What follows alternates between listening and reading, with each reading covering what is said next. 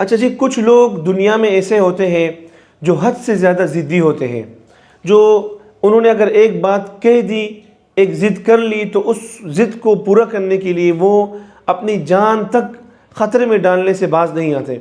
हमारे पास गुज़श्ता रोज़ एक केस आया, एक बाबा जी मोहम्मद अयूब साहिब, उनका ताल्लुक़ मानसहरा से था।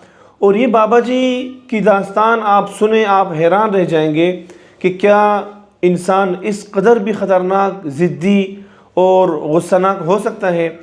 जी हाँ, हो सकता है। मैं आपको स्क्रीन पर जिस साहिब की तस्वीर दिखा रहा हूँ, ये मोहम्मद अयूब साहिब है। इनका ताल्लुक़ मानसहरा से है।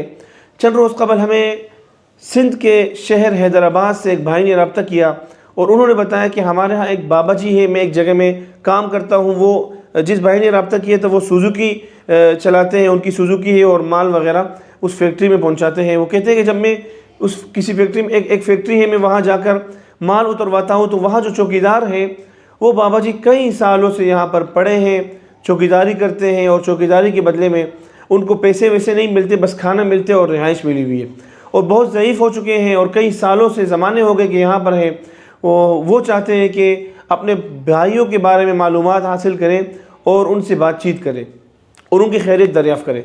तो हमने उनसे डिटेल ली, पोस्ट लगाई। बहुत सारे दोस्तों ने, मानसहरा के दोस्तों को, जो हज़ारे के जो दोस्त हैं, भाई हैं, उन्होंने बहुत ज़्यादा इस पोस्ट को वायरल किया।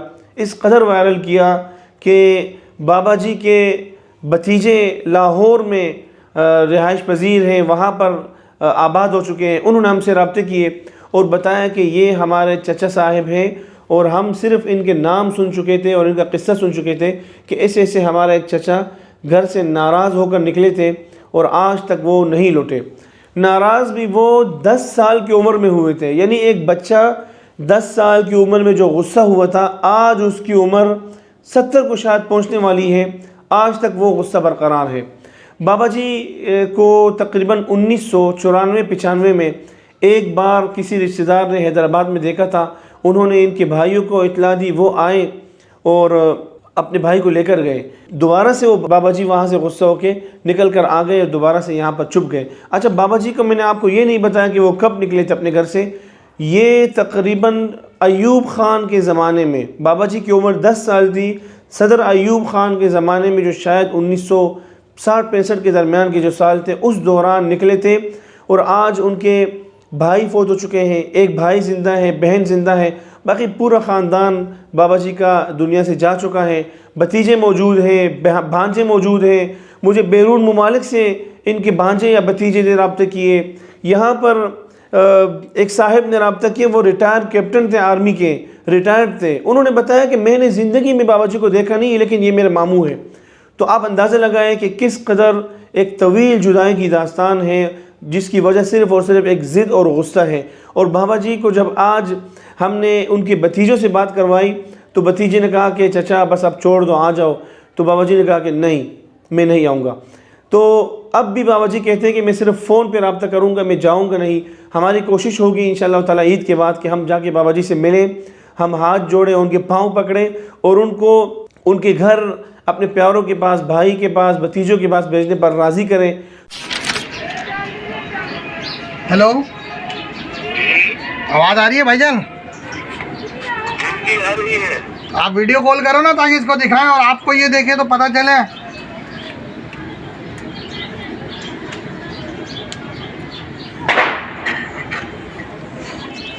वीडियो कॉल करो सर, ऑन है भैया वीडियो। चलो मैं कर रहा हूँ।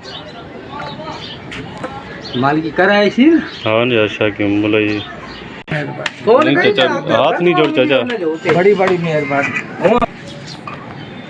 अस्सलाम वालेकुम। वालेकुम सलाम। चाचा जी क्या हाल है? ठीक है, अल्लाह का शुक्र। आप सुनाओ? सही है। सही है। हाँ, बचा रहे हैं कि नहीं बचा रहे हैं? नहीं दाढ़ी रख ली क्या? हाँ, दाढ़ी रख ली और बाकी बूढ़ा हो गया हम भी।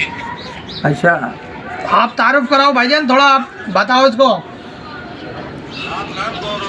लाल खान है मिसल खान? लाल खान बोलो। लाल खान बोल रहे हैं। अच्छा, मिसल कहाँ? हाँ, काम पे है, लाहौर में। लाहौर में काम पे है। अच्छा, और तो ठीक है, वो आप जनाब कैसे रहो? सही है। और वो भाभी क्या सुना? यार क्या सुना, भाभी की फौत हो गई है, भाई की अबू की फौत हो गया, अम्मी की फौत हो गई है। कब? उनके तो काफी साल हो गए। अच्छा, और नूरा कहाँ है? पूरा इधर ही है, हाँ, पूरा इधर ही है, पूरा इधर ही है। नूरे से बात करो। नूरा कहाँ? नूरे का बहुत का बॉल, नूरे का बॉल। पूरा काम पे अभी इधर मेरे पास नहीं है, पूरा इधर कमरे में, उधर अपने कमरे में रात को चौकीदारा करता है। और वो इसका नीचे गुरमान का सुना? गोरीबान ठीक है, गुरमान का उस कहती है गुरमान को बात करा। गोरीबान इधर हमारे पास तो नहीं है, वो गाँव में है, मैं लाहौर में हूँ। तो लाहौर में बात कर रहे हैं? अच्छा, जी मैं लाहौर में हूँ। तो आप उनका नंबर वगैरह दो ना, उससे बात कराएं इसकी। गोरीबान भी उधर है और वजीर मोहम्मद इधर है, आपका भाई जो छोटा है वजीर, कहाँ है? वो काम पे गया हुआ है। वो बात तक रहा यार किसी के साथ में। आप अपना कोई यहाँ का नंबर है, रात को जब वापस आएगा फिर कोई बात करूँगा। तो देख नंबर यही वाला है मेरे पास जो है। ये रात को किस टाइम आप आओगे? हम रात को, आप रोजे के टाइम फोन कर लो, 9 बजे कर लो। कितने बजे करोगे? वो भी अफ्तारी के बाद ही आएंगे काम से, फिर तरावी को बाद में बात होगी। ठीक है, आप फोन कर लेना मुझे। ठीक है चाचा जी, और सुनाओ अपने तबीयत का? अच्छी है। आपको याद नहीं आई चाचा की 40 साल से? आप वापस आ रहे कि नहीं इधर मेरे पास आने कि नहीं? नहीं, क्यों? बस दिल नहीं करता। आजा चाचा आजा, बस छोड़ दे। आप आओ मिलने, तो- पहले सिंध में इधर आओ मिलने के लिए इनसे। तुमने खबर बुरी, आपने खबर बुरी सुनाई यार। तो क्या करूँ, आपका छोटा भाई जो काला हार था, हाँ, आज उसके 2 महीने हो गए, उसके भी फौत हो गए। आय हाय हाय हाय। 2 महीने हुए। 2 महीने हुए। आपका छोटा भाई जो ठीक था, आपको पता है, हाँ हाँ, वो भी फौत हो गया, 3 साल हो गए। ले सारा खानदान गया। आपके पास उनके, 2 महीने। आपके पास तस्वीरें हैं उनकी?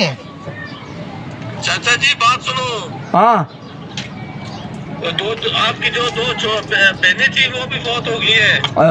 पूरा खानदान, पूरा खानदान। खानदानी नूरे चाचा था, उसकी बेगम भी फौत हो गई है।